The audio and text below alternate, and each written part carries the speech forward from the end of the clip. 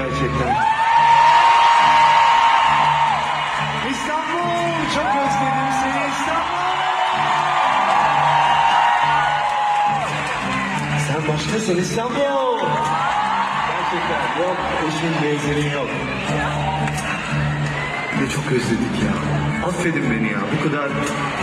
Bu kadar yılları araya koymamalıydım ama bugün acısını çıkaracağız, söz veriyorum.